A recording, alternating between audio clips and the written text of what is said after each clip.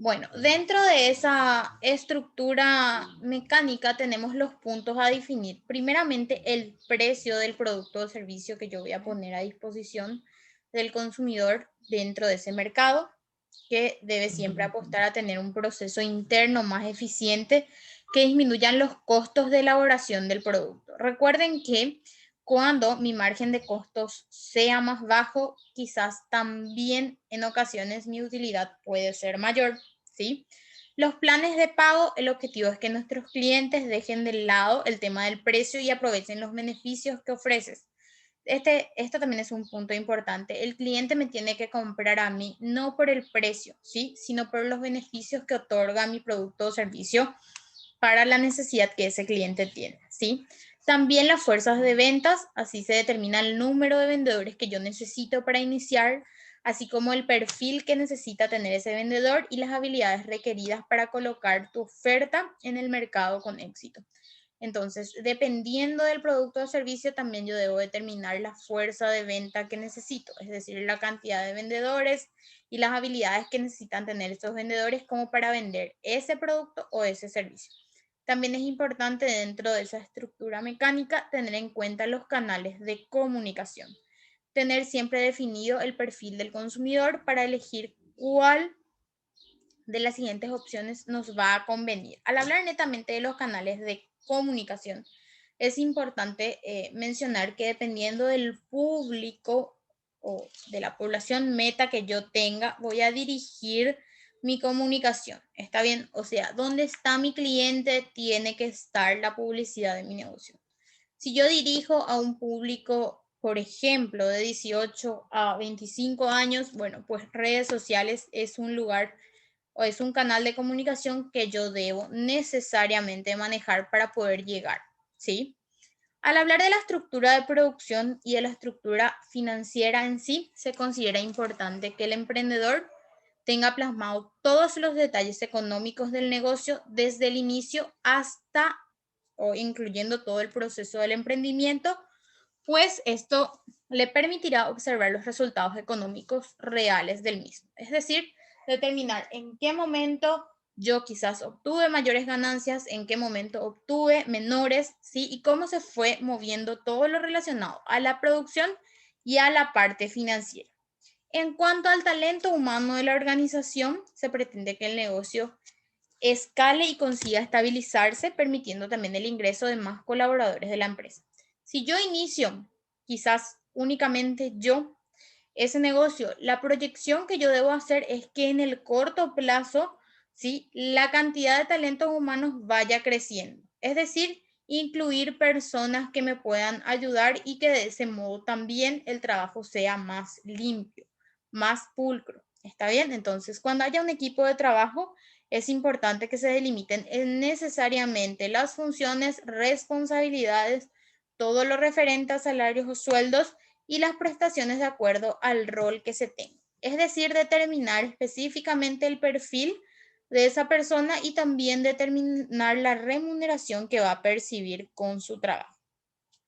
¿Cuáles serían algunos consejos prácticos para construir una estrategia de recursos humanos o de talento humano dentro de una organización? Primeramente, comienzan por desarrollar un organigrama que nos permiten delimitar las funciones, obligaciones y responsabilidades del equipo con base en sus cargos. ¿Por qué es tan importante y se insisten tanto en lo referente al organigrama y al perfil de ese talento humano? Para que no haya una duplicación de funciones, es decir, que dos personas estén haciendo lo mismo, ¿sí? Y que también exista un grado de responsabilidad de cada persona que ejerce su función y que pueda también conocer específicamente qué debe hacer y cuáles son sus responsabilidades. Al hablar ya de empresas, obviamente con una estructura mucho mayor, hablamos ya del manual de funciones, en el cual ya se determinan con más detenimiento cada una de las funciones que tiene cada parte de ese talento humano. Pero necesariamente al hablar ya de una pequeña empresa, una mediana, necesariamente tenemos que tener sí o sí un organigrama y un perfil del funcionario en específico que va a determinar o realizar esa función, ¿sí? También determinar los sueldos, prestaciones e incentivos que tiene cada puesto.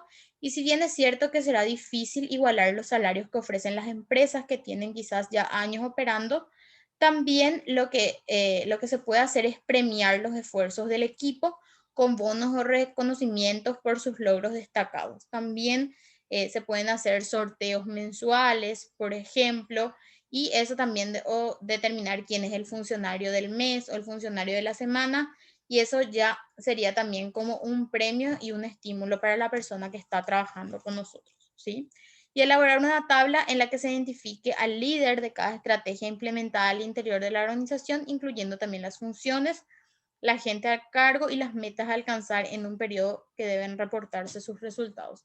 Esto también es importante para la métrica en sí, que recuerdan que también dentro del tutorial, si tienen dentro de la plataforma, van a observar que es importante también que yo me fije metas, ¿sí? Y esas metas que me fijo pueden ser semanales o pueden ser mensuales, y que todos los esfuerzos de la organización se centren a esa meta, ¿sí? Para de este modo ir logrando destacarse específicamente dentro de ese rubro en el cual yo estoy. Porque si mi trabajo es pulcro, pues entonces los resultados también lo serán, y desde luego voy a tener también una buena imagen frente necesariamente a no solamente a la competencia, sino frente a los clientes, que en este caso sería lo importante, si ese cliente que llega a mí y que se vaya satisfecho. Entonces, ¿cuál sería la guía de fortalecimiento y el desarrollo a las pymes en específico? Nosotros vamos a ver en un módulo en particular, vamos a analizar toda la parte de formalización, ¿sí?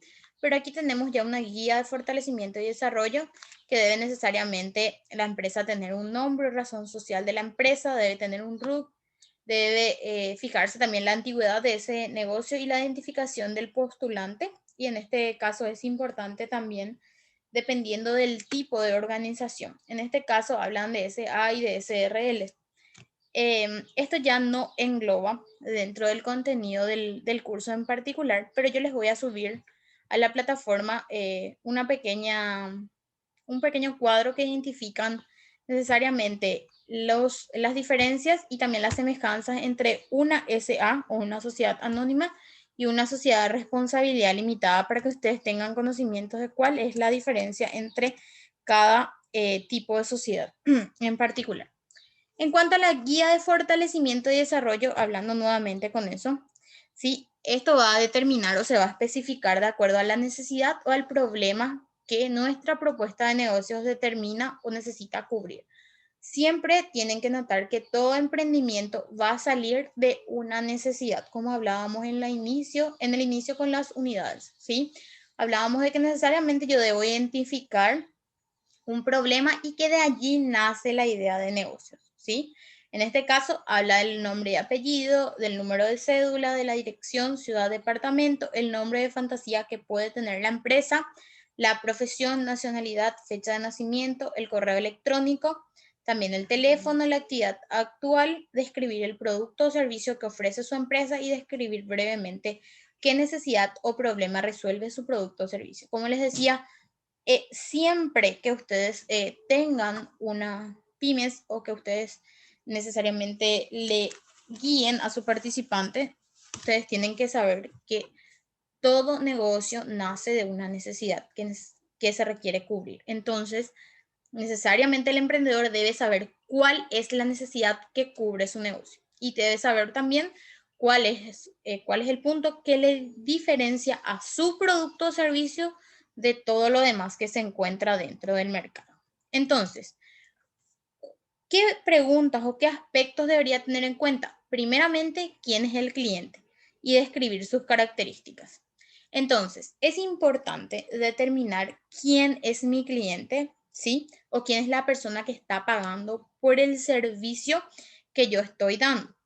Para eso, ¿qué aspectos debo tener en cuenta en cuanto a mi cliente? La edad, el sexo, el sector al cual pertenece y por sobre todo si es una persona física o si es una persona jurídica. Es decir, si estamos hablando de las personas que regularmente compran o si ya hablamos de una empresa que sería la que me va a comprar mi producto o la que va a requerir el servicio, ¿sí? también quién o qué personas son mi competencia. Entonces es importante identificar las personas que se dedican al mismo rubro, ¿sí?, que nosotros dentro de ese mercado. Entonces, en ocasiones también cuando hacemos estudios de mercado, seleccionamos como competencia 1 o competidor 1, competidor 2, sin identificar, ¿sí?, la empresa a la que nos estamos refiriendo, porque es también parte del resguardo de información de a qué nos referimos. Siempre los números sí son reales, pero por lo general en ocasiones podemos resguardar también la identidad de esa competencia, por más de que nosotros sepamos, en ocasiones en ciertos documentos no colocamos, ¿sí? Entonces, exponga los datos si tenemos acerca del porcentaje del mercado que posee su empresa y si conoce el porcentaje también del mercado que posee quizás la competencia. Es decir, qué alcance tiene la competencia dentro de ese mercado y también qué alcance tengo yo como emprendedor. También es importante mencionar el detalle del uso que le dará a los fondos que se adjudicará no reembolsables por el beneficiario, describa el ítem que debe incorporar y en qué aspectos desea aplicar o invertir los fondos a ser adjudicados en caso de resultar ganador y detalle el monto unitario de cada ítem o aspecto. Acá hablamos ya de todo lo referente al fortalecimiento y a recibir, por ejemplo, un crédito o recibir directamente una ayuda, ¿sí?, siendo una pymes. Entonces es importante que cuando yo presento los documentos para acceder a eso, yo ya tenga definido en qué voy a invertir o en qué voy a aplicar esos fondos que se me va a dar, ¿sí?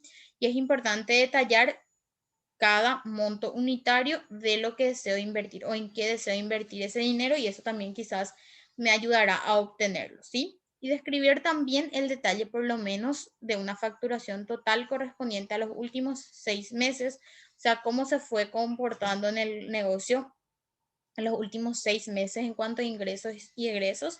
Y también el factor innovador. Siempre es importante que si yo accedo, por ejemplo, a un concurso en el cual se va a realizar una premiación o también necesariamente cuando yo busco inversionistas, es importante determinar el factor innovador. Es decir, describir si el producto o servicio tiene algún grado de innovación en relación a lo que ya existe en el mercado o potencial para obtener una patente de propiedad intelectual que también vamos a analizar en el módulo de formalización, todo lo referente a la propiedad intelectual y a la importancia también del registro de marcas. Y también está la escalabilidad, que en este caso describe su estrategia de escalar en cuanto a empresa o negocio para alcanzar mejores niveles de facturación en los próximos años.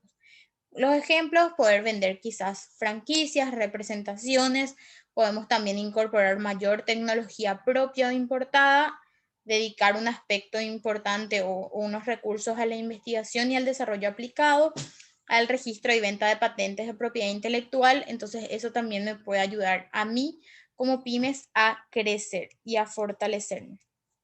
Aquí tenemos unos modelos de ingreso en cuanto al negocio que yo pueda llegar a tener, que serían, por ejemplo, las ventas de productos, que sería el traspaso de derechos de la propiedad sobre un producto físico, que serían todos los bienes de consumo y, por ejemplo, los automóviles, ¿sí? En cuanto al cobro por uso, sería un ingreso directamente asociado a un uso por un servicio. Por ejemplo, las telefonías, todo lo referente necesariamente al pago por visión, que puede ser por la visión o por acceder, por ejemplo, a un canal de televisión en particular o acceder también a derechos de películas, podrían ser también algún tipo de canal en específico. En este caso, todas las telefonías que ofrecen también lo referente a cable o a la televisión por cable, también se pueden pagar adicionales dependiendo de qué canal yo quiero observar dentro de esa televisión. Entonces, eso también sería el cobro por uso. ¿Sí? El feed de suscripción serían el venta de acceso continuos, que pueden ser, por ejemplo, a los gimnasios, puede ser también a los clubes de inversión, dependiendo básicamente del rubro al cual nos dedicamos, ya sea de bienes o de servicios. El cobro también por préstamo o arriendo, en este caso sería todo lo referente a renta o alquiler. Por ejemplo, el ejemplo que les da sería renta o alquiler de vehículos, por ejemplo. Entonces sería la venta del derecho temporal de acceso y uso a un bien físico en particular, ¿sí? También la concesión de licencias, que serían los permisos para utilizar la propiedad intelectual patentada en cambio de una tarifa, que sería todo lo relacionado a las industrias de media y también de cinema. Entonces sería el pago por la utilización de algo o de una imagen que está patentada. También la intermediación, que sería el ingreso obtenido a través de un servicio de intermediación entre dos o más entidades, que podían ser, por ejemplo, las agencias inmobiliarias o todo lo referente a operadores de tarjetas de crédito. Y todo lo referente a publicidad, que son los ingresos que provienen de la divulgación de un producto, de un servicio o también podría ser de una marca, ¿sí? Que serían los canales abiertos de TV, por ejemplo. En este caso también da un ejemplo concreto del Black, que en este caso sería algo de marketing que se usa necesariamente. ¿Y cómo funciona esto? Sería una plataforma en la cual se regalan llamadas y mensajes de texto a cambio de recibir o visualizar anuncios, ¿sí?